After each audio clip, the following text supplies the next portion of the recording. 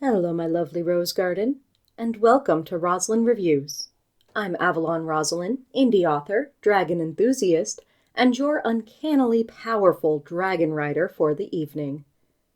Fourth Wing by Rebecca Yarros has been the subject of a lot of discussion across the booknet, from book talk to booktube to, I don't know, does book Twitter still exist? Goodreads? Bottom line, if you are involved in the bookish areas of the internet, you've probably at least heard of Fourth Wing. It is massively popular and has sold over 2 million copies, and its sequel, Iron Flame, sold 500,000 copies in a week. With 3 more books coming in the Empyrean series and book 3 already on pre-order, fantasy readers can expect that this book and series will remain a hot topic for a while. But be warned. The closer you get to the light, the greater your shadow becomes. My introduction to Fourth Wing was steeped in darkness. I'm subscribed to a lot of booktubers who share my views on Sarah J. Maas's books, and many of them turned that same critical lens upon Fourth Wing, berating it for bad writing, nonsensical character motivations, and confusing world-building. I, not wanting to devote the time and energy to a 500-plus page book that I would probably not enjoy, dragons or not, decided to steer clear and enjoy the rant reviews instead. But my world was connected, tied to the darkness, soon to be completely eclipsed. There was so very much to learn, and I understood so little. As I was feeling smug and self-assured, a Discord notification pinged on my phone in the patron-exclusive book review request channel, and I cannot deny a request from a patron. With these words, Jeanet sealed my fate. Not sure if you'd be up for it, but I've heard a lot of mixed things about Fourth Wing. One thing everyone seems to say is that the dragons are great. You're well-versed in dragon books, so I was wondering what your thoughts on them would be. And just like that, I opened my heart to darkness and became darkness itself. Okay, I'll stop with the Kingdom Hearts quotes. They definitely aren't foreshadowing for anything, I promise. I have now read Fourth Wing, all over 500 pages of it, which if you've been here for, I don't know, long enough to see any review video, you know that my attention span typically taps out at around 300 pages, even if I'm trying to be invested. Fourth Wing had a slight advantage over other books, however, a strict library due date on my digital copy that I had to wait months for. So I wasn't about to let that lapse without finishing it and then have to wait months to check it out again. Fortunately, that actually wasn't as big of a concern as I thought it would be. I found myself actually looking forward to reading a chapter or two during lunch each day. I mean, you can see the scores on the left side of the screen, so it's not like I thought Fourth Wing was incredible or anything like that. But it was definitely leagues ahead of certain other romantasy books I could name. On this channel. Every Friday. So let's get into my thoughts on Fourth Wing. Where it succeeds, where it fails, and where it manages to skate by in the middle, something Selena would hate.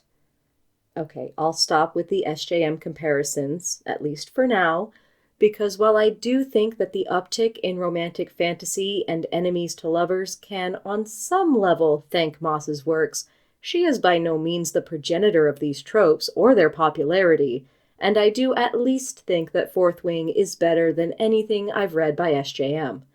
I probably still would have enjoyed parts of it even if I wasn't simultaneously reading Throne of Glass. So it's got that going for it. If you have somehow escaped hearing about this book and are finding out about it for the first time in my little garden, the plot summary is as follows. 22-year-old Violet Sorengale was supposed to join the scribe quadrant of the Navarian military, like her father before her, to lead a quiet life of books and knowledge.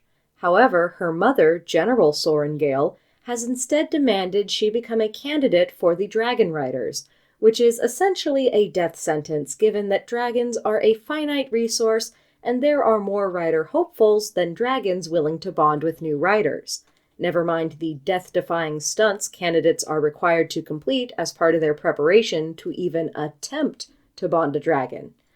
Also, they're allowed to kill each other to improve their own odds.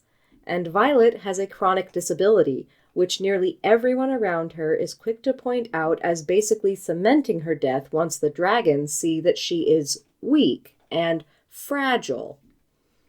Yet somehow, through wit and dexterity, or if you're feeling cynical, plot armor, Violet not only makes it past initiation into the Rider's Quadrant, but manages to hold her own against other candidates and bonds not one but 2 dragons, a never-before-bonded feathertail named Andarna, and one of the most powerful dragons currently alive, Tarn. However, this bonding also cements her to one Xaden Ryerson, the son of the man who led a rebellion against the leadership of the Navarian riders and was put to death by Violet's own mother. Children of these rebels were branded as traitors, literally, and forced to enter the Rider's Quadrant, and Xaden has proven himself to be both powerful and irresistible, despite his claims that he will destroy Violet. Something I have learned ever since I read Zodiac is that you cannot always judge a book by its blurb. Writing a good blurb is hard. Writing a blurb that is both accurate and marketable is even harder. Blurbs have very limited space, which means you need to get across the idea of your book in as few characters as possible. Playing up the enemies to lovers, the brain over brawn, the death tournament to achieve goal helps the target audience connect this book to the books that they already enjoy, like Throne of Glass or A Court of Thorns and Roses. The short summary isn't inaccurate. I only slightly embellished on the official blurb here, and yeah, based on that alone, I'd be hesitant to pick this book up because of how similar it feels to those same books that I outright dislike.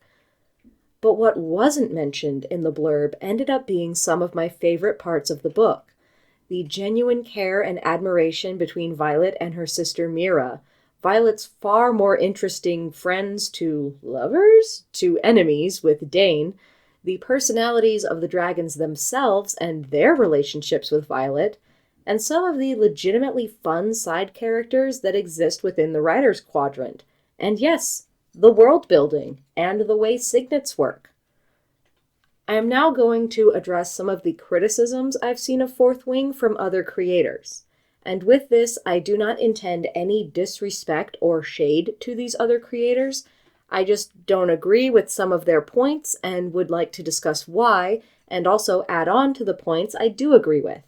In order to do this effectively, I will need to talk about spoilers. So if you do not want to be spoiled for Fourth Wing and some parts of Iron Flame, please click away from the video now until you are done reading. And yes, it will be a numbered list. If you are leaving the video now, please remember to leave a like and subscribe for more content like this. I make videos about the books I read and the books I write, and your support really makes a difference for an indie author like me. If you're interested in supporting me even further, please consider buying my books or becoming a patron. You can find the links to my website, Patreon, Ko-fi, and social media accounts in the description. Number 1. If dragons are so much more powerful than humans, why don't they take over Navarre and run it? Because they don't want to. But a better explanation, which is provided in the book and is not conjecture on my part, is that dragons have a completely separate society from humans. Humans built Navarre around the dragons' lands because their magic wards deactivate other forms of magic. The fact that these wards are failing is a huge plot point that is brought up repeatedly and is the main motivation of the dragons and humans to work together. It's also directly stated that signet abilities are manifested by riders who are bonded to dragons.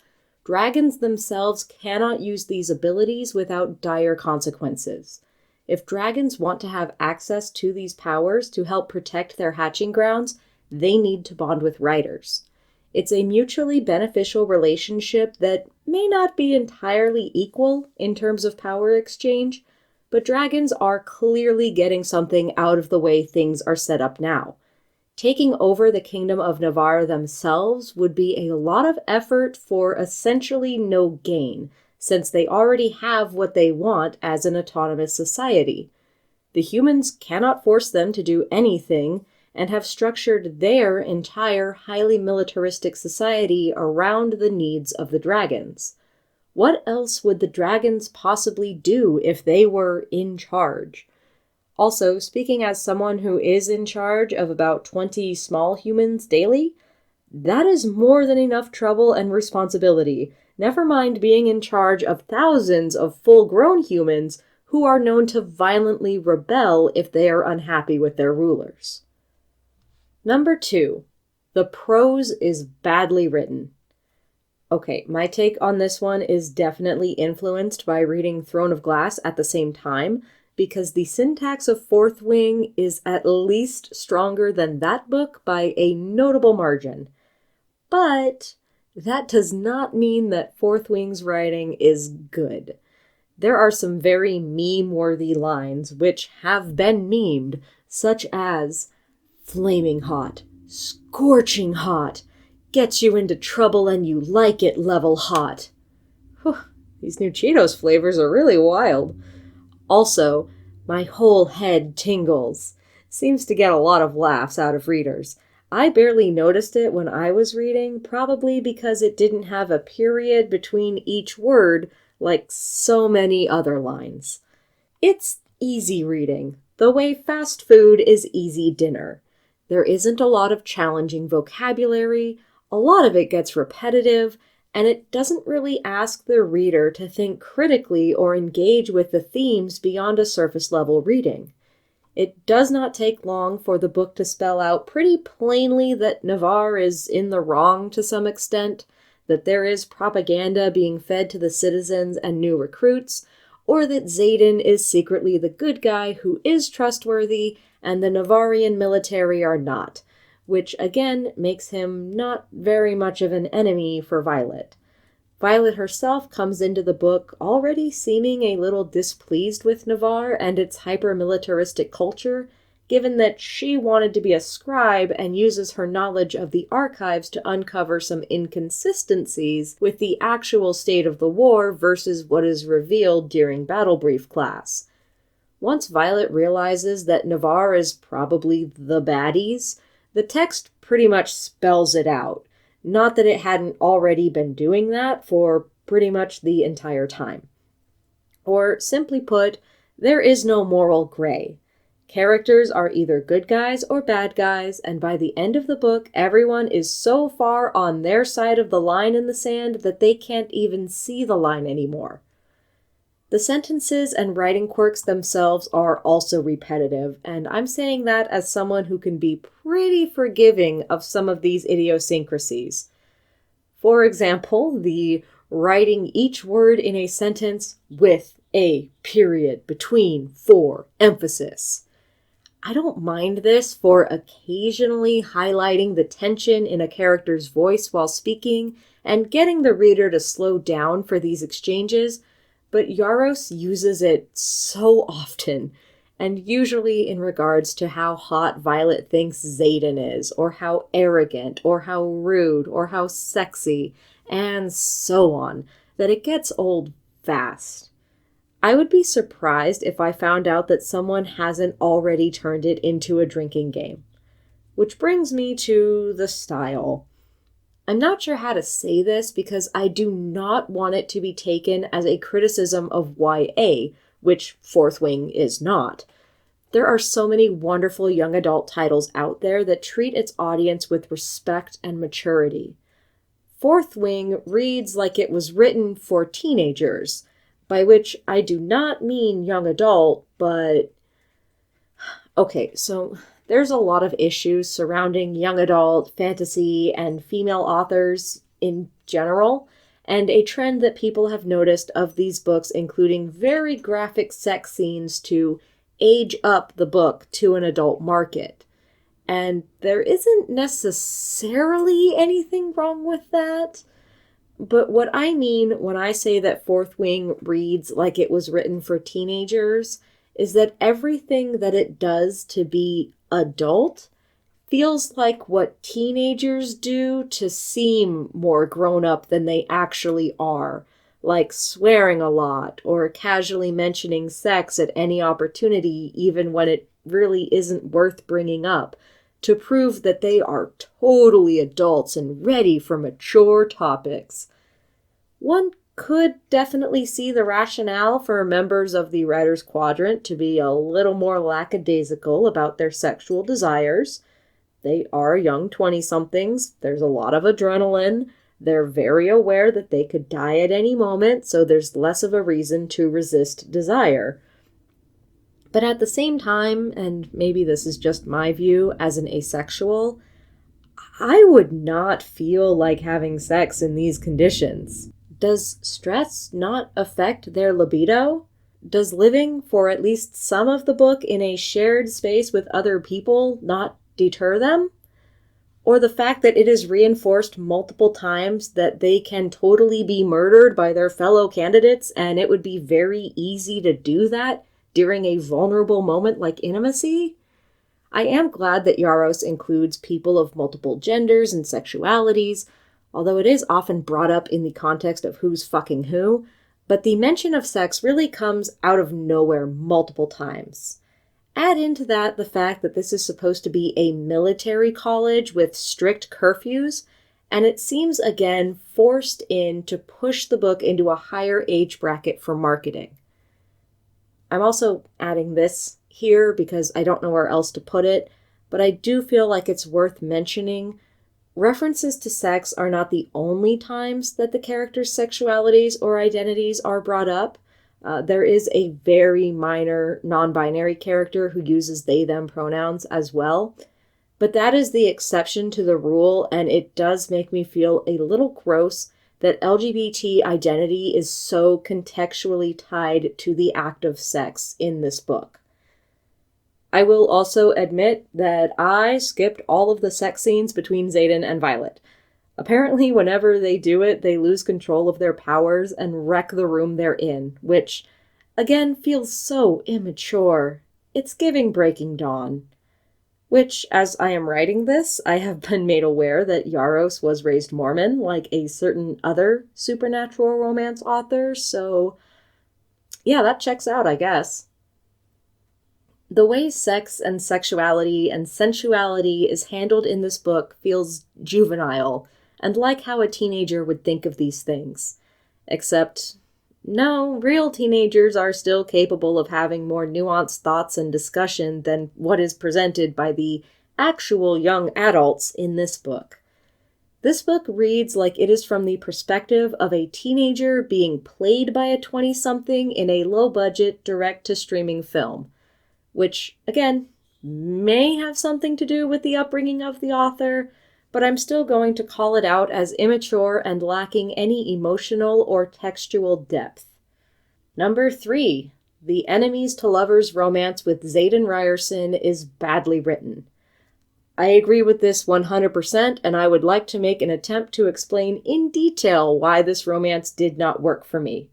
Or rather, why I think that enemies to lovers is not the best trope to assign it. Yaros clearly wants the reader to think that it's enemies to lovers, but the actual substance of the book does not really hold up to this reading when the character interactions are examined. Violet and Xaden do have reason to dislike each other.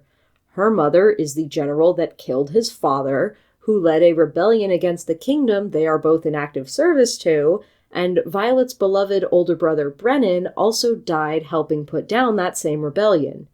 There is clearly some fertile soil for interpersonal conflict based on past tragedies between these two. But when it comes to them being enemies, it felt forced and entirely circumstantial, more like they were claiming to be enemies because that was what was expected of them, than because they actually felt any dislike toward each other. It certainly doesn't help that whenever Xaden is around, all Violet can think of is how hot he is. There is a chance that my reading was influenced by already knowing that Xaden is the love interest, but I also think that pretty much everyone knew that, given the enemies to lovers marketing that this book received. With that in mind, very few of Xaden's interactions with Violet, even early on, truly come across as threatening or like he intends to be her enemy. Like, I would guarantee that unless I missed it in this book, there will be a line in one of the sequels where he explains that when he said he would destroy her, he meant by falling in love with her and not by killing her, as she thought.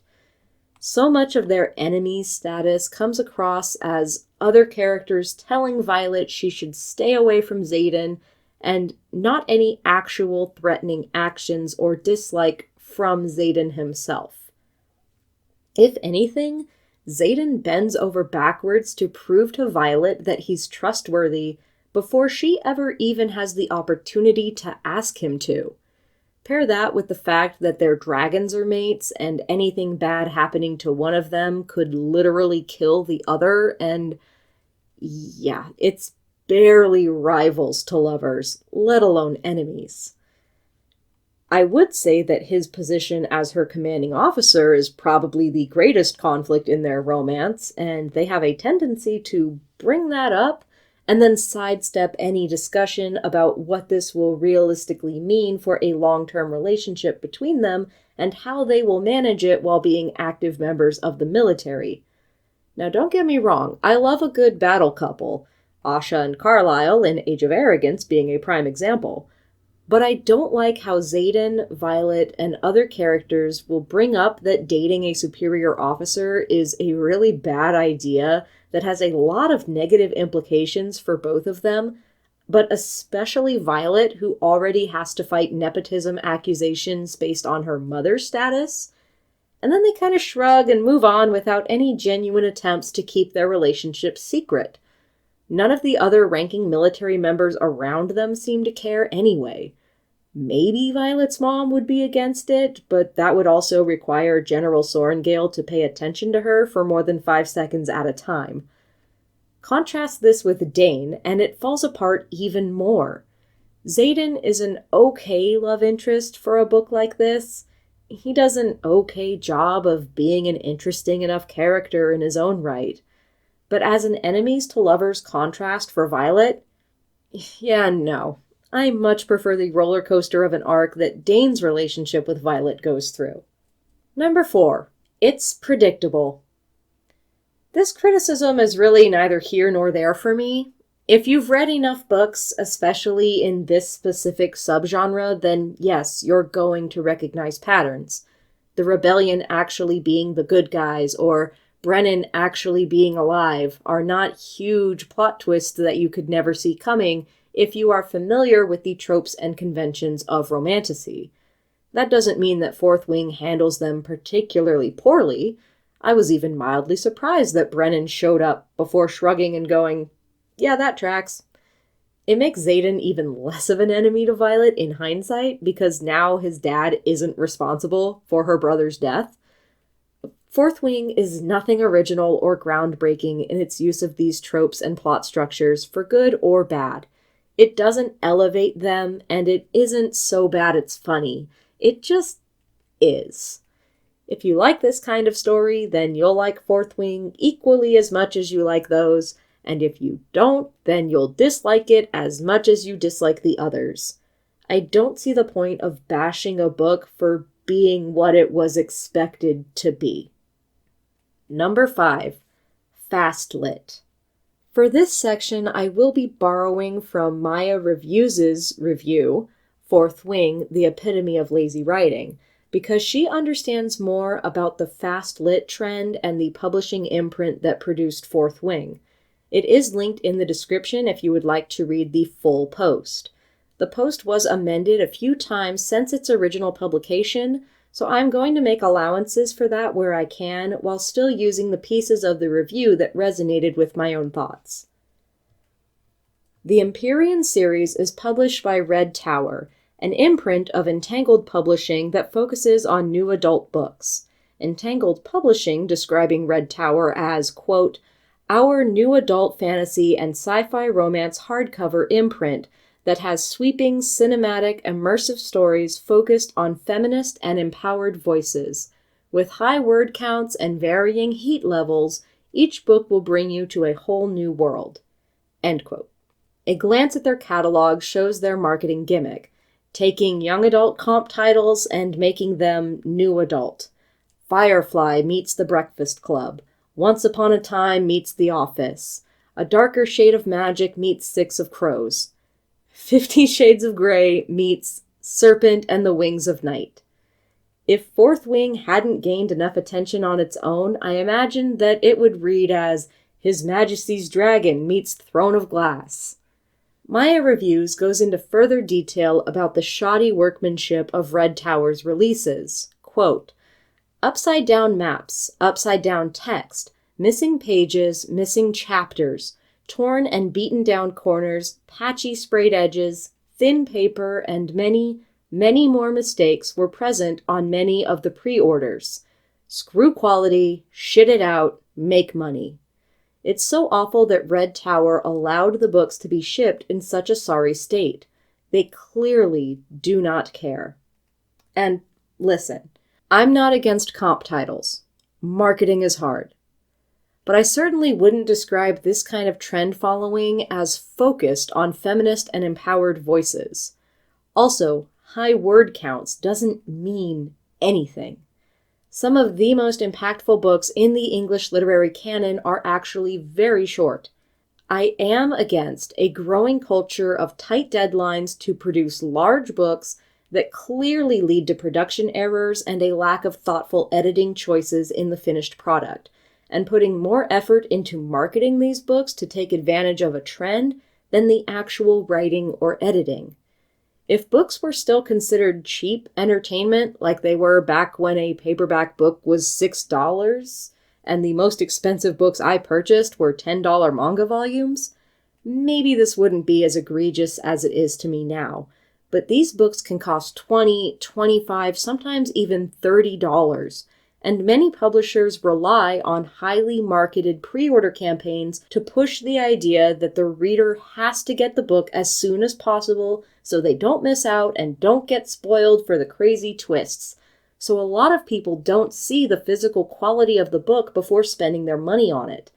Books are no longer a cheap and accessible means of entertainment, and I feel that they need to be held to higher quality standards in terms of final polish and receiving a product that does not have errors which make the book unreadable as the author intended it. At the same time, a lot of this is symptomatic of late-stage capitalism and the enshittification of everything due to algorithms. Marketing is largely a numbers game played against an unseeing, uncaring machine, and that machine looks at the number of pre-orders, says good or bad, and will push that product to more potential buyers or not, based on that judgment. The actual quality of the product matters less and less. How many people clicked on it, put it in their cart, purchased it, and left reviews matters more and more, even if those reviews contain complaints like, "An entire chapter of this book was missing from my copy." I mean, I absolutely can and will blame Red Tower for its lack of quality control, and they do need to be held accountable for that. I hope that everyone who got a horrible copy of Iron Flame received a refund or a replacement. But I'm also not going to pretend that a lot of other publishers aren't doing the exact same thing to try to stay ahead of a game that is becoming increasingly unfriendly to the players.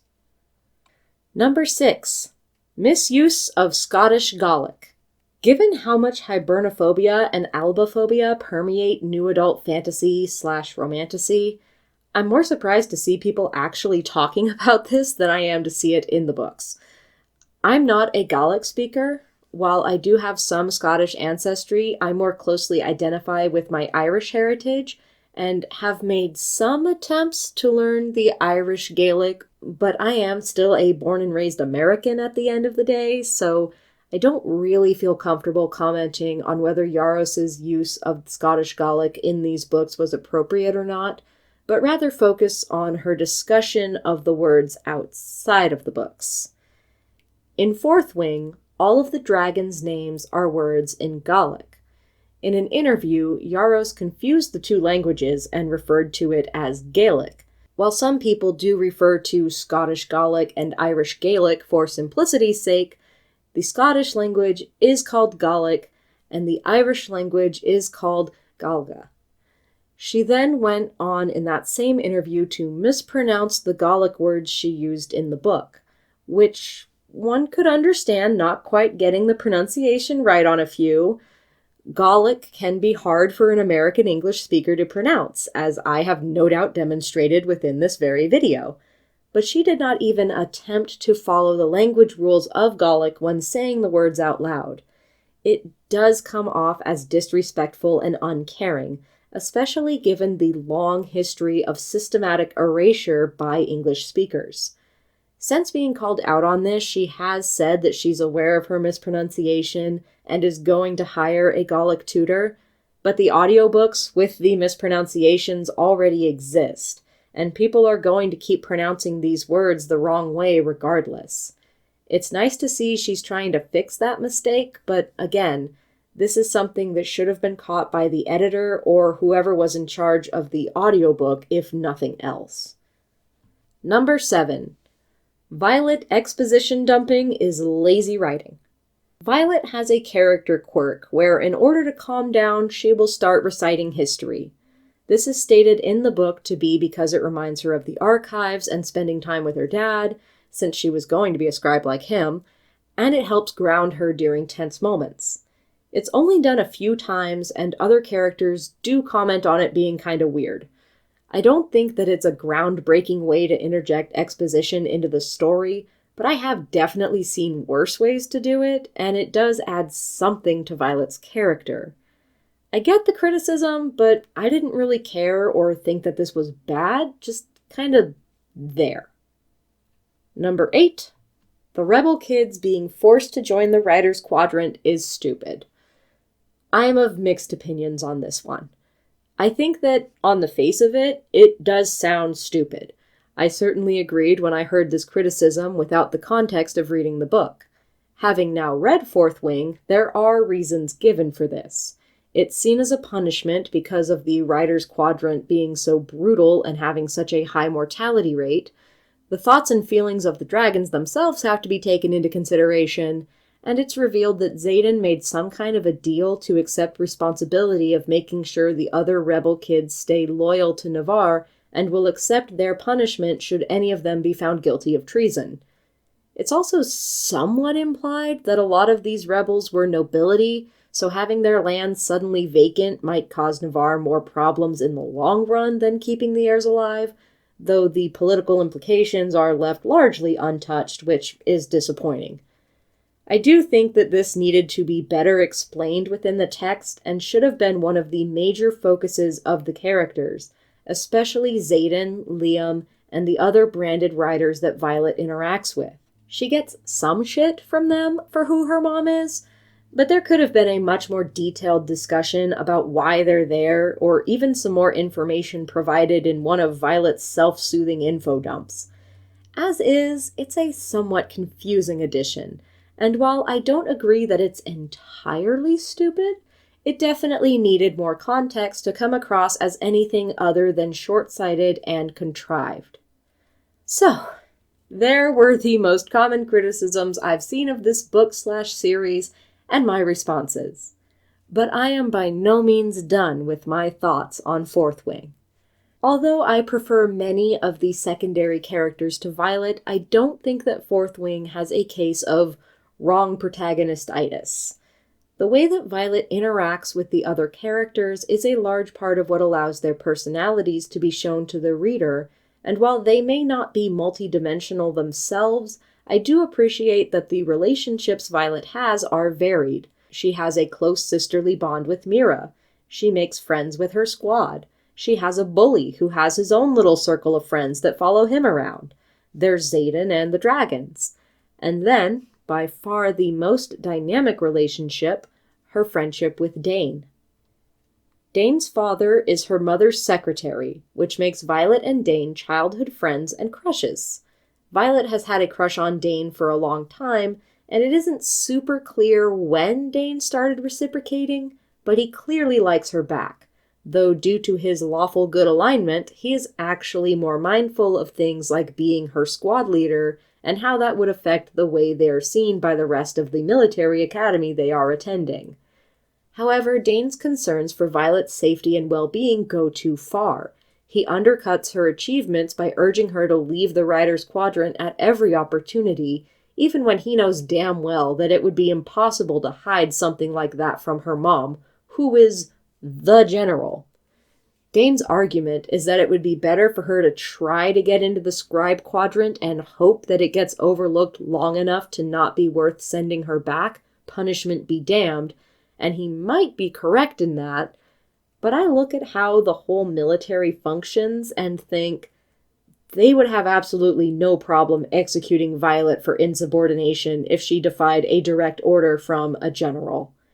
Regardless, Dane makes it clear that beyond this, he is not willing to bend the rules even when it would be beneficial, even life-saving, for him to do so. He also invades Violet's privacy using his signet, which allows him to see a person's recent memories, and feeding that information to the higher-ups to get Xaden and the other branded rebel kids into a deadly situation. Dane is probably the only character who is morally gray at all in the entire book by the end, with the reveal that the rebellion is still going and Violet's brother is part of it. Dane being on the side of Navarre pits him as one of the bad guys. I have no intention of continuing the series, but I would not be at all surprised if Dane becomes a major antagonist later on. I'd be pleasantly surprised if he continues to be morally gray, as in supportive of Navarre but aware of its faults. I guess you'll have to tell me if I end up being right or wrong on this one. And now, for the reason that Jeanet asked me to read this book in the first place, the dragons. I love them. I feel like that almost goes without saying, but I actually enjoyed the dragons a lot. I wish there was more lore about the dragons presented in the book because it almost gives me enough to do my favorite autistic hobby of sorting things into categories, but not quite enough. I'd probably be able to do this if I looked at the wiki, so let's go ahead and...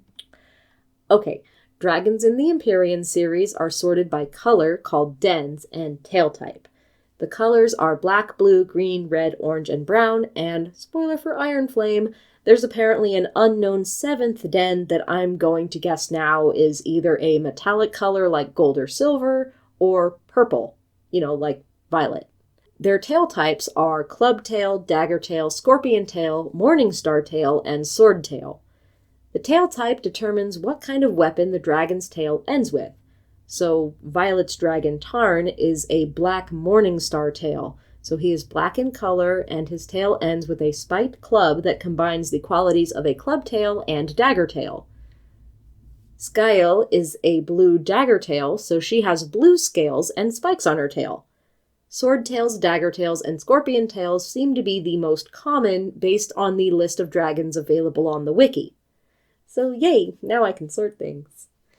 Dragons also possess magic and are able to bond with humans to share access to that magic in 2 forms, lesser magic and signets. Lesser magic is like the unicorns from My Little Pony Friendship is Magic is how I envision it. Like how all unicorns are able to do some basic spells and telekinesis with their magic, but only those with a special talent for magic will be able to do more than that. Like we never see Rarity use her magic to teleport, but she can pick up and move small objects with it and light the way in a dark cave. That's the lesser magic that comes with bonding a dragon at all. Signets are manifestations of the rider's self, which become specialized and singular abilities. So that's like the rider's cutie mark. The stronger the bond between the rider and the dragon, the stronger the signet will be. They can range from things like being able to breathe underwater, to reading minds, to controlling elements. It really depends on the dragon and the rider. This is one of those rare moments where the Gallic actually matters a little, because if you know that Tarnyanok is the Gallic word for thunder, it makes it very obvious that Violet's signet will be lightning, since Skyle means shadow, and Xaden, bonded to Skyle, controls shadows. Also, the translation of some of these dragon names is really on the nose, which I don't hate, but Violet's second bonded dragon, Andarna, translates to the second honor, and her chosen name of Andarna literally just means the second. So Violet is walking around with her dragons Thunder and the second one, and there's something deeply humorous about that, and I wish it got brought up in the text. Dragons once bonded also share a psychic link with their riders so they can communicate, and apparently this also includes the dragon's mate and any rider they're bonded to. So that's a thing, which allows for a lot of sassy dialogue between Violet and her dragons, and also allowed Andarna to become my favorite character. She's so cute and spunky, and I love her. This also leads to one of the most notorious scenes in the book, or at least what I presume to be, because it was one of the scenes that I was thoroughly aware of before I started reading the book.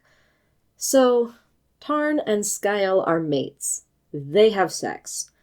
They are also mentally bonded to their riders, and Violet, being newly bonded, doesn't know how to shut out Tarn's thoughts and feelings yet and is reliant on him to keep that wall up. He slips during sex. This means that Violet gets super horny and ends up bumping into Xaden, who, despite being better able to block these kinds of things out since he's been bonded for like 2 years now, and this is definitely not his first rodeo, is also feeling a little hot and bothered and smoking a fantasy substitute for weed to cope. The two of them make a bad decision and end up kissing. And yeah, it sure is a scene that exists. It's a contrived way for Violet and Xaden to kiss while under the influence so they can cop out and say it didn't mean anything, delaying their confession by another few hundred pages.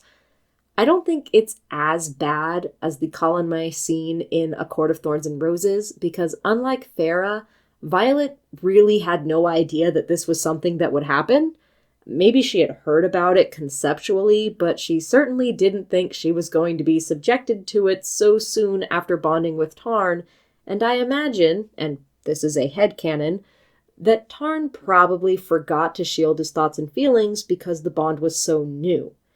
I wish that Violet and Tarn had talked about it and set some boundaries, but they didn't, and in the end it was just a kiss. I'm glad that it was only a kiss because, as I said, Xaden is smoking fantasy weed in this scene, so I don't think either character would have been fully able to consent to more than kissing. I thought it was going to be way more serious based on the reactions to the scene that I saw, but it really didn't leave much of an impression. So while I enjoyed the dragon characters overall as characters, again, I felt that there was a lack of depth to the relationships between the dragons and the riders. Obviously, the dragons get upset if their riders die after spending any significant amount of time with them, and riders automatically die if their bonded dragon dies. But beyond that, it didn't seem overly complex. The dragons and riders are at worst co-workers, and at best seem like close friends. Despite the obvious difference in age and maturity between Violet, Tarn, and Andarna, Violet seems to regard Tarn and Andarna similarly. They tease each other, make jokes at each other's expense, and when all is said and done, care for each other's well-being. Tarn doesn't bring up his last rider, whose death nearly killed him. Skyle doesn't mention Xaden's grandfather, as far as we can tell anyway. The book is almost entirely in Violet's perspective, but one would think that someone as interested in history and literature as she is would find the chance to discuss things like life before the rebellion and what Xaden's grandfather was like with dragons that were actually there and knew these people, which would lead to some juicy conversations that could introduce lore and exposition in a more engaging way. At least a little bit enticing. I bring this up not just because it's another example of Fourth Wing being surface-level reading, but to contrast it with a book that I think is a much better comp title than Throne of Glass or A Court of Thorns and Roses, one which I've actually already mentioned in this review, His Majesty's Dragon, aka the Temeraire series by Naomi Novak. Why compare these two? Well, Stop me if you've heard this one. The main character, who has never considered dragon riding to be in their future, is suddenly forced into serving a branch of the military that uses dragons as its primary air force. Many are not happy about this, due to them considering the main character unfit for the role that many others have been dying for a chance to take on. The main character bonds with an incredibly rare black dragon that is more mysterious and powerful than the others. Through wit and grit, the main character proves to the naysayers that they do deserve this position and form close bonds with the people around them, including their commanding officer, who rides a blue dragon, with whom they begin an intimate relationship despite the difference in their ranks. Yeah. The difference is all in the execution. Temeraire is a historical fantasy series that seeks to answer the question, what if the Napoleonic Wars, but with dragons? In this series, dragons serve as the military air force, something Captain William Lawrence was aware of, but never overly concerned about since he was in the Royal Navy, until his ship confiscates a dragon egg that's about to hatch, and he ends up being the rider of the titular Temeraire, a truly rare and remarkable dragon who will be a great asset to the Royal Aeriel Corps. This throws Lawrence's life into disarray as the Aerial Corps is considered far less noble than the Royal Navy, as the riders must live with their dragons since, well, a dragon can't fit in a manor house now, can it? And Novak's riding truly gives a sense of scale to the dragons. Not only do they have a primary rider, their captain, but they carry entire crews of soldiers. These dragons are airship-sized, which leads to some truly ingenious fight scenes when Lawrence and Temeraire fly into battle, including boarding other dragons. I have never read any action scene like it before or since. The closest was Leviathan by Scott Westerfeld, but even that paled in comparison to the ingenuity of Temeraire's battle sequences. But let's get to why I brought this book up as a contrast to Fourth Wing, and why Fourth Wing left me so wanting in comparison. The relationship between Lawrence and Temeraire is so layered and defies definition. Lawrence was there when Temeraire hatched and harnessed him, binding them together. Having just been born, Temeraire and Lawrence form a sort of parent-child relationship, with Lawrence as parent and Temeraire as child. But Temeraire grows and matures quickly, soon matching Lawrence in terms of mental development and shifting their relationship to one of close friendship or fraternity, then outpacing Lawrence, shifting their parent-child-esque dynamic from early in the book to Temeraire being more like the parent and Lawrence being more like a grown child. There's also romance in this series. It's much less focused on, but Lawrence does form a relationship with another captain, Jane Rowland, who helps him understand the way of life for dragon riders and how they differ from polite British society but are no less noble.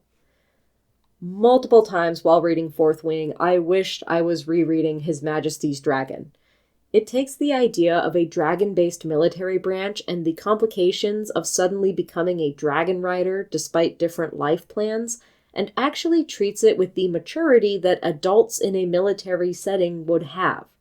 Lawrence, unexpectedly captain to Temeraire, gets a lot of shit from the other soldiers because he has essentially jumped the line in getting to captain a dragon, despite having no experience with them, while others wait their entire lives to get a chance to do the same and are stuck on the crews until they can. Lawrence has experience commanding a crew on a ship, but has to learn how to command a crew in the air, and of course navigate the different relationships and social expectations of this entirely different and much more casual branch. There was also clearly a lot of thought put into how the dragons themselves would function, the kind of resources it would take to maintain them, and their own opinions and views on the movements and tactics they participate in. I am probably going to reread His Majesty's Dragon again. I'm actually going to look for a copy of In His Majesty's Service, which combines the first 3 books of the Temeraire series into one volume. Back when I was asked to review this book by a patron, I did say that I would only read the first due to my curse of being unable to continue series, but thankfully Temeraire is done, so that should make it easier for me to actually get through it. Essentially, this review boils down to: if you are a fan of romantasy and you already wanted to read Fourth Wing, I don't think my review should deter you from doing so. It is standard romantasy. If you liked Throne of Glass, A Court of Thorns and Roses, Serpent and Dove, I'm trying to think of other romantasy novels off the top of my head, Lightlark, then you'll probably like Fourth Wing and should enjoy it. But if you, like me, are looking for something that is a little more grown-up and willing to engage with its themes, world, and characters with a greater sense of depth and complexity, I'd pick up His Majesty's Dragon instead. Granted, there's a lot less magic in His Majesty's Dragon, but it still covers a lot of the same ideas that Fourth Wing touches on, like being the unexpected newcomer in a military setting and having to learn the ropes of how that works, dealing with making friends and rivals and enemies, a will-they, won't-they romance between a subordinate and a commanding officer, and some great fantasy action sequences with enjoyable dragon characters. Anyway, like I said, I am not planning to continue the Empyrean series. It was alright reading material, but I wouldn't want to spend money on it, and the waitlist for library copies is long. However, I will always do my best to honor a patron request, so if you are really, really dying to see how I respond to Iron Flame, you can always hop onto my Patreon and force my hand for just $1 a month. Food for thought. Speaking of thoughts, what were your thoughts on Fourth Wing and my review? Am I being too generous in my responses to some criticisms, or do you think my points are spot on? What color do you think the 7th den is? What other dragon books do you recommend? Please, let me know in the comments before you leave. Thank you so much for watching, and a special thank you to my patrons. If you'd like to see your name here or in the description below, please consider joining my Patreon. Your support means so much to me and allows me to continue making content. If you want to support my content in different ways, consider buying my books, donating on Ko-fi, subscribing to the channel, or even just giving this video a like and comment. Any and everything is appreciated so much. Keep growing till next time, Rose Garden!